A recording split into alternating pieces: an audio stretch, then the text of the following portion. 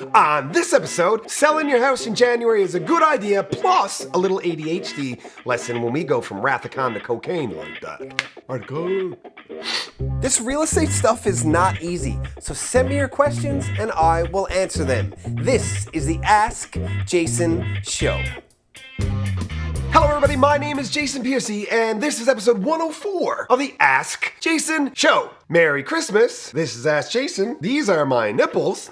For whatever reason, I'm nipply today. It's winter, it's Christmas, it's festive. La la la la la la la. And, speaking of Christmas, jingle, jingle, jingle. My favorite Christmas album, that's just too much jingling. My favorite Christmas album is probably Michael Bublé's for a couple of reasons. All of his Christmas songs are amazing. There's a YouTube clip or YouTube video that is his entire Christmas album played over a crackling fire. So like on a fireplace, that's the whole video. So I've got Rogers Ignite. So like there's a blue button that's a microphone. So I can just say like YouTube Michael Bublé's Christmas album. And then like YouTube opens up and it'll come up there and I can click the one that's this fire. And I just sit and listen to Michael Bublé in front of the fire and decorate the tree and have rum and eggnog.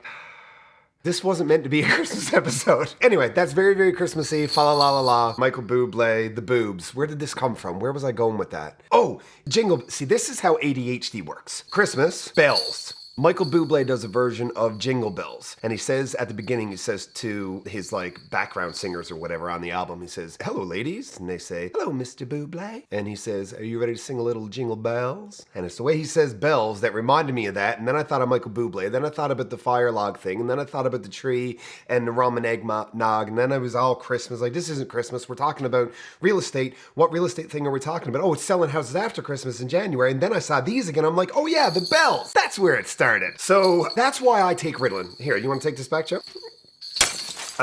Anyway, so that's that. Oh, I had somebody explain to me a really, really good way to get somebody to understand how ADHD works. So the way I connected all of those different things. So imagine you go to Wikipedia and you just look up, just give me a movie. So you look up Star Trek: The Wrath of Khan.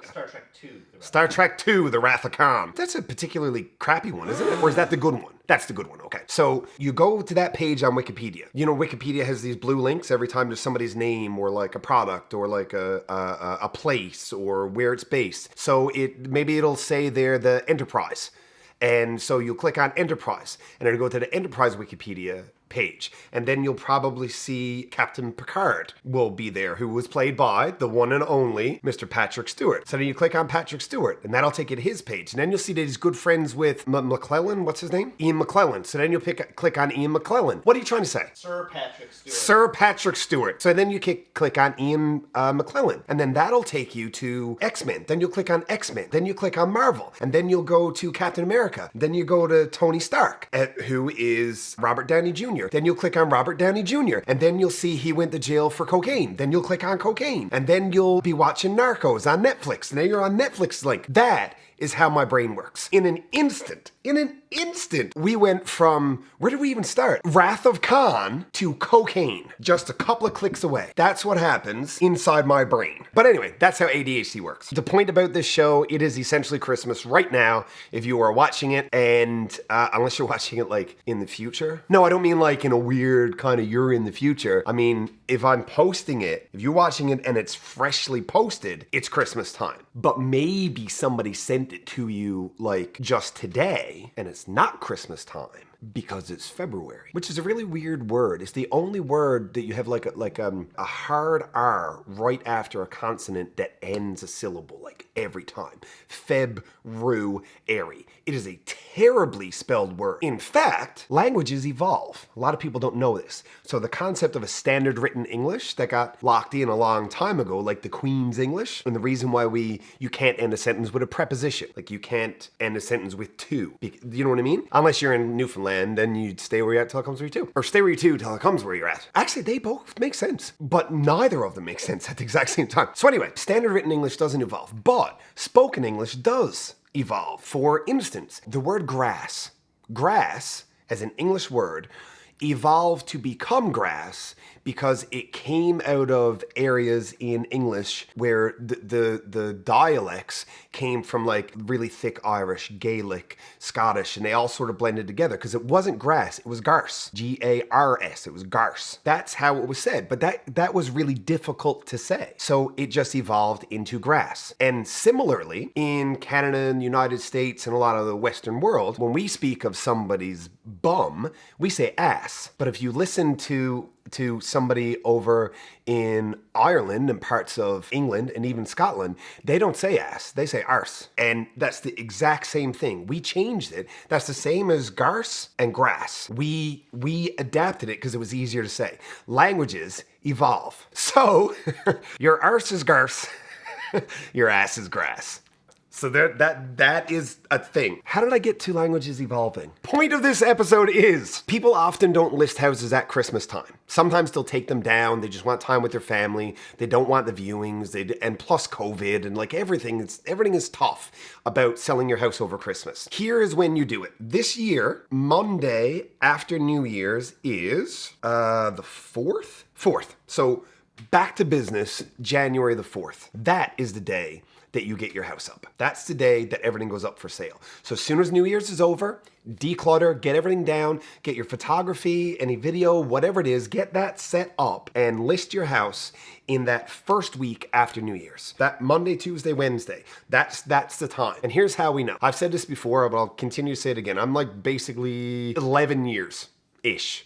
No, a little less, 10 and a half years, say, in real estate. And I have been through, this will be the 11th Christmas season. That's what it is. So in the 10 and a half years that I have been in real estate, all but 1 year, my biggest month for writing business, so for signing contracts to buy and sell houses, has been January. The biggest month, 9 of those 10 years. That's not a coincidence. What the reason is sort of irrelevant. I've put together a couple of different thoughts over the years onto why it might be. I think a little bit of it is, you're talking to your partner about buying a new house or selling your house or whatever it is, and it's always like, not now, like, we got, after Christmas, when the new year comes. And then on January the 2nd, you wake up and you nudge her and you're like, now missus, 'tis the new year.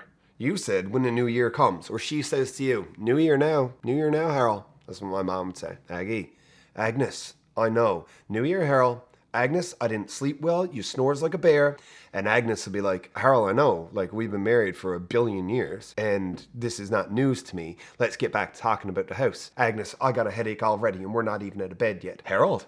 And then I'm downstairs like, boys, would you give up bickering? My parents love each other. I'm just making jokes. So anyway, one reason is I think people are like, you said New Year, it's New Year, get your shit together, let's move. And the other reason I think is because there's an underlying truth to how many transactions are gonna get done in a year. Let's say it's 24. Just because it's easy. That averages out to 2 a month. Halfway through November, stuff sort of slows down. So maybe you only got 1 in November. Or you don't have any in December. And then the first week of January is also kind of slow. So you have the other one from November. You have the 2 that were supposed to happen in December. The 1 that was supposed to happen in the first half of January. And all that needs to carry over and happen in the second half of January before you start counting up your 2 for February. So on average, those deals need to happen.